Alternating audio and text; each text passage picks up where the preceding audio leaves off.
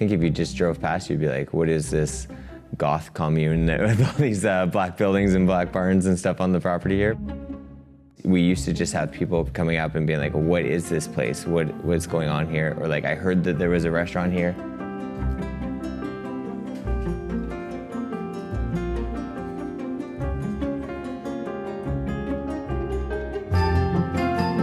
I'm not a trained farmer. And then they basically invited me here, like, hey, we're building out this unique concept. We're looking at reshaping what people would think about Canadian cuisine and want to go to the world stage.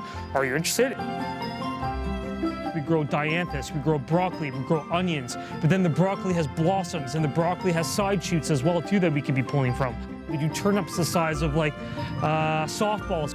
A regular market garden grows between 30 and 70 different kinds of crops. We grow 300.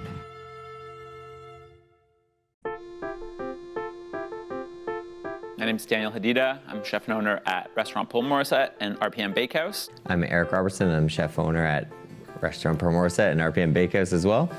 So restaurant Pearl Morissette is a multi-course tasting menu restaurant located in the Niagara region in Ontario, Canada. Yeah, we're a blind multi-course tasting menu restaurant. So carte blanche, so there's no menu laid on the table. You know, the length of the menu is, I think, around 12 courses right now. And we're cooking with ingredients that are coming from our garden, coming from the local foragers, and showcasing those special ingredients that we can get from artisans across Canada.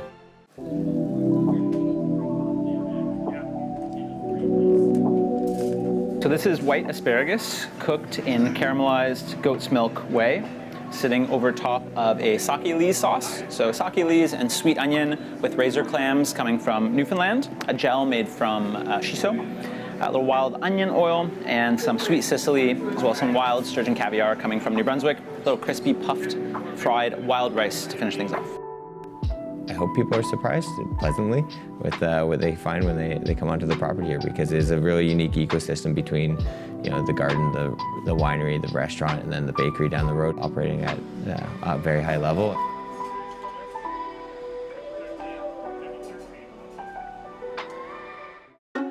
We're situated between Lake Ontario and Lake Erie. It's great for our agriculture. There's tons of vineyards around here, but then also small-scale organic growers. The property is set up very much like a working farm, and we kind of honor that and are excited by that. And we don't have a big sign at the road. I think if it's someone's first visit and they really don't have much context, there is going to be a little bit of anxiety. People are surprised at the ingredients that they didn't know we grew in Canada, or that they didn't know that were exclusive to Canada, or even available. And sometimes we get it at the end of the meal, they're just like, wait, like all this was from here and stuff. So it's an exciting opportunity to educate people on just like, there's world-class ingredients that are growing in this region.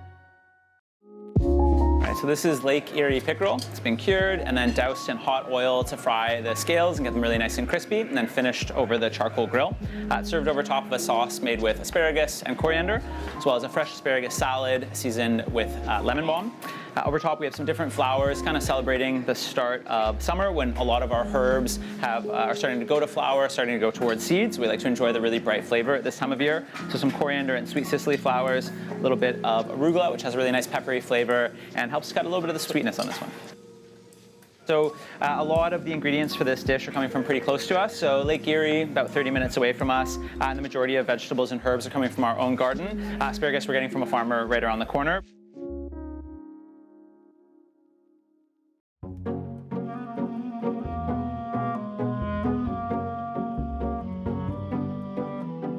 Garden Pearl Morissette, it's about an 1.5 acre farm, so it's 250 50-foot beds. We'll snip some of these weeds back, but even the seeding of the carrots and the transplanting of the potatoes we have here, it's all done by hand. My name is Shane. I am chef de farm at Garden Pearl Morissette, or chef de farm for restaurant Pearl Morissette. We're in the Niagara region, which is one of the greatest places to grow in Canada. It's actually one of 2 places in Canada that you can grow peaches. It's a beautiful area because of how long the growing season is. I couldn't have dreamed to be able to have a place like this, to be able to grow organic vegetables.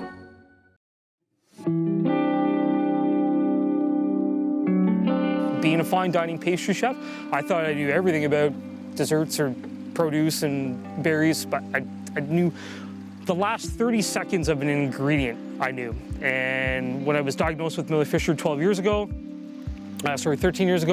put me in the hospital for a week, and then the questions I never thought about asking about the food that I was using inside the patient department.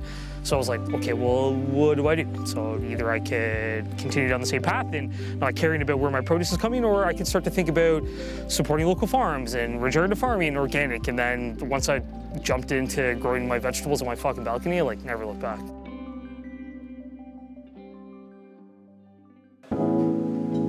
We're starting off with some lobster coming from Nova Scotia. It's been steamed and then poached in rhubarb juice, served in a little bit more fresh rhubarb juice with a little shellfish consomme, some apple and kohlrabi, some radish, and sweet alyssum flowers over top. Sweet alyssum is actually in the same family as broccoli, so it has this really nice kind of honey smell, but a bit of a spicy flavor, and it helps to cut some of the sweetness.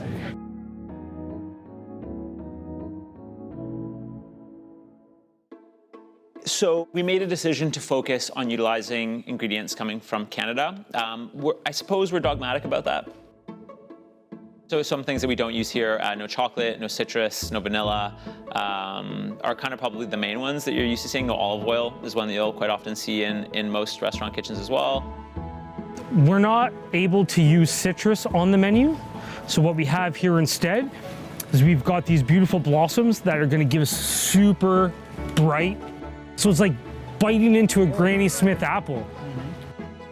Wow. Crazy, right? I'm Deirdre Fraser, and I grow an experimental garden for restaurant Pearl Morissette. This is mountain sorrel. Has this beautiful kind of spade-shaped leaf, kind of almost a blue color to it. It's extremely hardy. It'll grow very, very far north, almost like the Arctic Circle. And it has this wonderful sour bite to it. So chefs love to use these because they're small, perfect leaves for plating, but also because we don't use lemons, it brings like kind of a sour balance to a dish. There's a different way to get acid into something. If you go to a grocery store or even to a farmer's market, you're just gonna see maybe like the same 10 herbs over and over, the same vegetables over and over, whereas like there's such a myriad of edible possibilities out there. You're basing everything around what's going on inside the garden instead of the other way, which is like you just kind of dream up an idea in your head and then call up the food service people to help make it happen. So a lot of the decisions that are happening with the menu actually start based on what's available in that moment. So, and they're very flexible, willing to adapt for that. What we have here is, I think a good, small little window into the different preserving methods that we use. We're trying to grab all those different flavors. This is one right now that we're relying on quite a bit. This is black currant wood syrup. So this is wood that we prune back from our black currant bushes in the garden. We use it in vinegar. We use it for steeping into ice cream bases or things like that. So we use that to kind of cheat a little bit to get those berry flavors or berry aromas into things without actually using that. Up 2 sets of stairs is the restaurant here. It's a barn that was initially intended for tractor storage and winery storage, but then we also have a large barn on the property, another older, over 100 years old barn that was planned to be knocked down, and then in comes Daniel to open a restaurant 8 years ago. So seeing the space, it was just a kind of blank canvas. I'm born and raised in Toronto and started working in restaurants there from quite a young age. I kind of had the recognition that being a career cook wasn't something I was interested in, and that if I wanted to advance in this industry, then I was going to need to challenge myself, especially early on. I also was pretty frustrated by how obnoxious and I think just oppressive and emotionally abusive a lot of restaurant environments were. And so I was really just inclined to get through that as quickly as I could. Over the course of my career, I've worked in a number of restaurants in Toronto, including one that's really a favorite of mine called Edgeless. And then I spent time in France working at the Chateaubriand and a restaurant called Septime. And then I spent some time in Mexico working at Pujol and a little bit of time at Central, located in Lima in Peru. And then from that point, came back to Canada and wasn't really sure exactly where I was going to be placed, and had considered moving back to Europe to kind of continue upping that level of discomfort.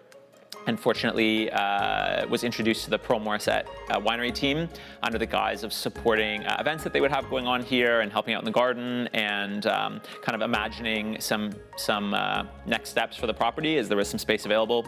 Then we opened the restaurant, and here we are.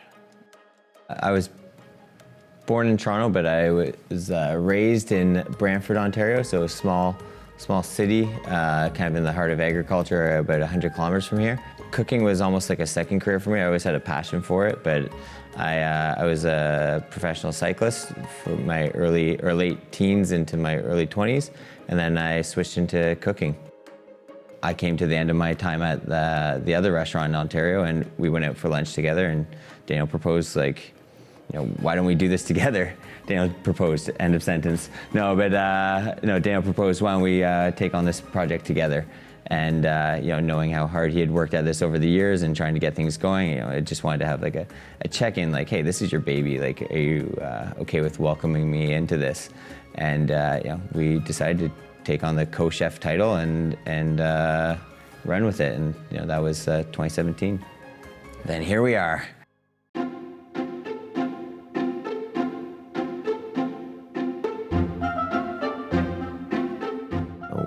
We started out as a pretty ambitious project.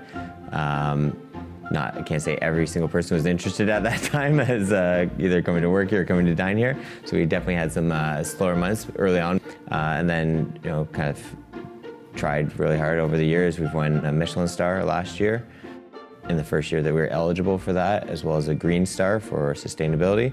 And then just recently, a couple months ago now, we won Best Restaurant in Canada.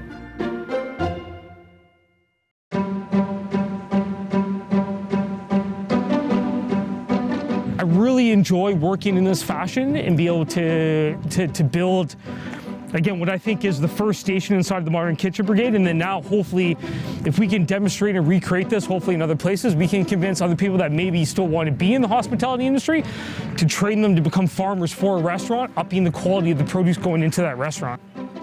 It's kind of the fallout from, wanting to work in a certain way. I think vegetables that are farmed by people that are caring for the land, caring for the product that they're growing, they're going to grow a better carrot, for example. If I have good ingredients coming through the door, that's what I'm going to want to work with. Second, it's like, I listened to a lot of punk rock growing up. I always wanted to, kind of, not, work with the smaller guy, work with, someone that needs a little bit of, a helping hand there as well, too, to get, those ingredients to market. I mean, I've bled the lines between work and play that I'm just an employee of life now. Like, you're gonna pay me to do this? Perfect.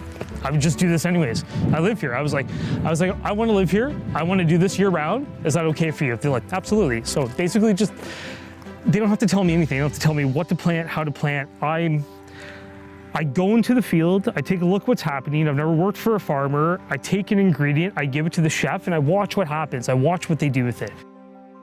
And just like kind of doing things the hard way, like we tend to choose a lot of times to do things the hard way, not in some meeting where, we highlight like the, valorize that perspective, but it's more so just like, well, that'll be interesting, that'll capture the imagination, or, it's the result is slightly better, but that's what I'm interested in right now. I'm interested in slightly better for this, so I'm willing to go significantly harder in order to achieve slightly better.